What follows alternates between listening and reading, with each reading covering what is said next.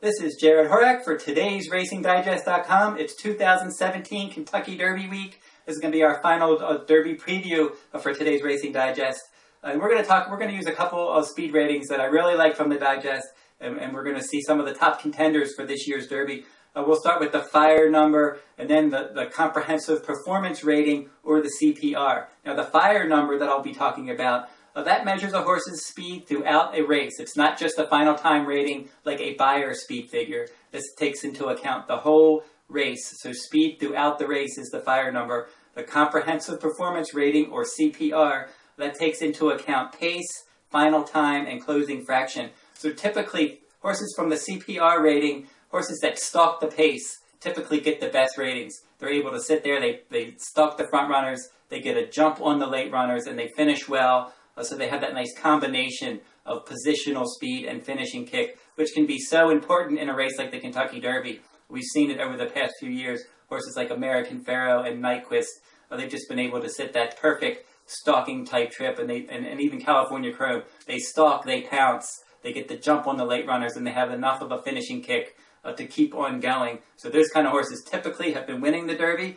and one of the horses with some of the best numbers, Always Dreaming, with good early pressing versatility for trainer Todd Pletcher. He earned a 102 fire number and 148 CPR, winning the Florida Derby in his last start. Those were his best career numbers. So if he can run back to any kind of race like he did in the Florida Derby, where he tracked the pace and he pulled away nicely, he would be a big threat. Now, they are having trouble with him at Churchill Downs, getting him to relax in his gallops. He looked really good working at Churchill Downs in his Derby work, but in his gallops, he's been very keyed up. They've been trying to get him to relax. They changed his reins. They changed his exercise rider this week in hopes of getting him to relax, and that's going to be the key. If they can get him to relax, he's going to be a big threat in the Derby. If not, he's not going to be able to get the 1.25 mile distance. Now, Gunnevera is one that earned some good numbers in the Fountain of Youth Stakes. He finished behind Always Dreaming in the Florida Derby, but before that, Gunnevera earned a 100 fire number and a 156 CPR, winning the Fountain of Youth Stakes. He's very consistent. He sits back, he makes a late run. Out of all the 3-year-olds this year, I think he's the most consistent one. He hasn't had any setbacks. He was one of the top juveniles. He's been one of the top 3-year-olds. And he seems most likely, out of all the Derby contenders, to at least finish somewhere in the top 4. Irish Warcry for trainer Graham Motion, with good early pressing speed. And he earned some strong numbers a couple times. In the Holy Bull Stakes earlier this year, he earned a strong fire rating and a CPR. And then he flopped in the Fountain of Youth Stakes. Don't know what happened that day. But then he came back in the Wood Memorial, again with a nice triple-digit fire rating, another strong CPR. So he's one with that tactical speed. He can sit there, he can pounce on you. He was one that, in the Holy Bull, he went right to the front. The Fountain of Youth, he couldn't get the lead. But then in the Wood Memorial, he tracked the pace. So if he can sit there and he can relax a bit early and track the pace, he could be dangerous for Derby-winning trainer Graham Motion. Gormley for Derby-winning trainer John Sheriffs. And his number in the Santa Anita Derby, his fire number was 98. Was a little bit lower than some of the top contenders that we've been talking about. He's going to have to pick up his numbers a bit, but it was good to see him relax and finish a bit in that Santa Anita Derby. That's going to bode well for his chances in the Kentucky Derby, if he can sit there and sit back a little bit and pass some horses. He was one that seemed to be a need-to-lead type, or be very close to the pace, and if he didn't have that comfortable trip, he didn't run well. But then in the Santa Anita Derby, he showed that he could relax, and they've been trying to get him to relax in his pre-Derby workouts as well. Now, Practical Joke for trainer Chad Brown, he earned the same 98 fire rating that Gormley did when he finished second in the Bluegrass Stakes. The question with Practical Joke is going to be the distance. He's 3 for 3 sprinting, he's 0 for 3 in route races, so I don't know that he really wants to go 1.25 miles.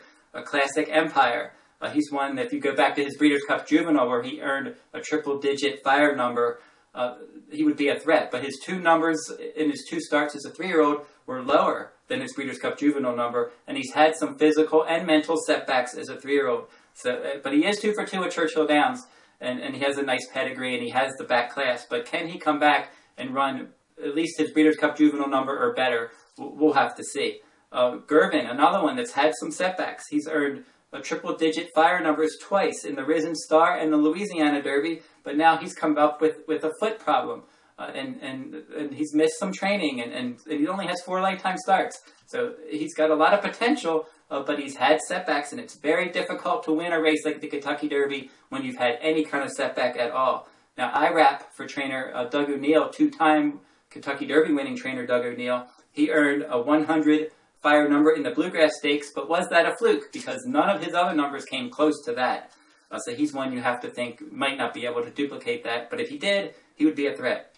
Finally, McCraken. McCraken, he didn't earn a strong number. He got a 92 fire number in the Bluegrass, but he is 3 for 3 at Churchill Downs, and of all the horses training, he's looked better than any of the horses training. Both of his pre-Derby workouts were outstanding. He's been looking good in his gallops. But he did miss a start earlier this year, the Tampa Bay Derby, and a workout. But since then, he did get that prep race with the Bluegrass. It's just a question of did he get enough out of that Bluegrass to move forward. He can certainly win this race if he can jump up. And I think he's ready to run a big number. It's just a question of is that number going to be big enough to beat some of the top contenders. So those are some of your top contenders for the Kentucky Derby with their fire numbers and their CPR numbers. And I hope you took advantage of that free download that we did in the last video for today's Racing Digest. A lot of people took advantage of that free download. It was an excellent report. And if you're interested still in that free download, I have the link listed in the description in this video. And you can also send me an email if you want, and I will send you the link to that free download. That is, the email is therunawayhorse2013@gmail.com.